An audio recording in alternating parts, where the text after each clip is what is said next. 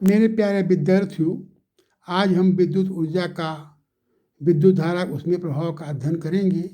विद्यार्थियों, आपको ज्ञात ही है कि जब चालक में इलेक्ट्रॉन प्रवाहित होते हैं तो चालक के अंदर जो आयन होते हैं वो बार कंपन करने लगते हैं। कंपन कर जाने के कारण उनकी गतिज ऊर्जा बढ़ जाती है और इलेक्ट्रॉन गतिज ऊर्जा कम हो जाती है, जिसके फलस्वरूप चालक हमारा जो है गर्म हो जाता है। और इसका सर्वप्रथम अध्ययन जूल साइंटिस्ट ने किया था।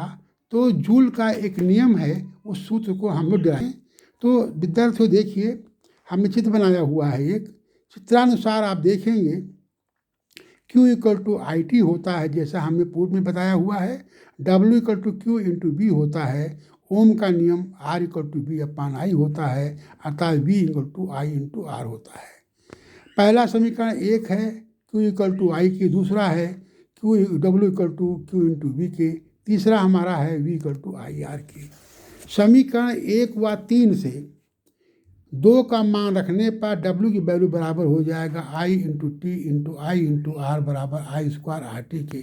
इसे विद्युतीय कार्य कहते हैं तथा R में केवल प्रतिरोध है। विद्यार्थियों, यह ध्यान रखना चाहिए कि वो प्रतिरोध का काम करता है, अन्य कोई उसमें कार्य नहीं होता है। इसलिए संपूर्ण विद्युत ऊर्जा उसमें ऊर्जा में परिवर्तित हो जाती है, अर्थात W = H = I² RT के। इसे जूल का उसमें प्रभाव कहते हैं। इस सूत्र से आपको ज्ञात होगा कि H = I² होता है, H = R होता है, H = QT होता है। इसे जूल का उसमें स्टेट का नियम भी कहते हैं।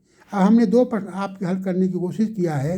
एक विद्युत हीटर में जिसका प्रतिरोध R 8 ओम का है, जिसमें 15 एम्पीयर धारा प्रवाहित 2 घंटे के लिए प्रवाहित हो रही है, तो उसमें ऊर्जा की दर ज्ञात कीजिए।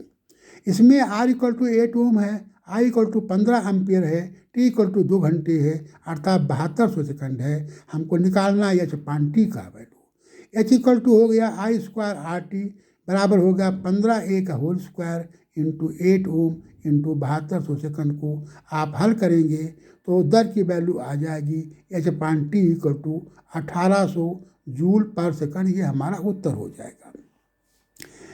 तीसरा प्रश्न ने लिया है, 2 प्रतिरोध एक ही पदार्थ तथा एक ही व्यास के समांतर तथा श्रेणी क्रम में लगाने से उसमें ऊर्जा का अनुपात क्या होगा। अर्थात एक बार हम उनको समांतर श्रेणी में लगाते हैं, दूसरी बार हम श्रेणी क्रम में लगाते हैं, तो उसमें ऊर्जा जो उत्पन्न होगी उनमें अनुपात क्या होगा। विद्यार्थियों, आपको ध्यान होगा कि समांतर श्रेणी 1/RP = हो जाएगा 1/R + 1/R के बराबर हो गया 2/R के। इम्प्लाइज दैट RP = R/2 के। दूसरा हमने श्रेणी क्रम में RP = होता R + R बराबर 2R के। अब हम H1 और H2 का मान निकालते हैं। समांतर श्रेणी में उसमें ऊर्जा की वैल्यू होगी I² R/T × T के। H2 की वैल्यू होगी I² × 2R × T के। इसका हम रेशियो निकालेंगे। H1/H2 = I² R/2 × T अपान I² × 2R × T। इसको हल करेंगे तो 1/4 आएगा, अर्थात इनमें उसमें ऊर्जाओं में जो अनुपात होगा वो 1:4 का होगा। विद्यार्थियों, ये जो चैप्टर है बहुत इम्पॉर्टेंट है, बहुत आवश्यक है। इसके आगे भी हम बढ़ेंगे कि उसमें प्रभाव से बल्ब जलता है, कितने पावर का होना चाहिए, कितनी एनर्जी का होना चाहिए, इसको हम अगले वीडियो में बताएंगे। इस प्रकार विद्यार्थियों, ऐसे सवालों को हमें देखते रहिए, ऐसे प्रश्नों को देखते रहिए, और अगर कोई समस्या है तो हमारे को कमेंट करते रहिए। धन्यवाद विद्यार्थियों।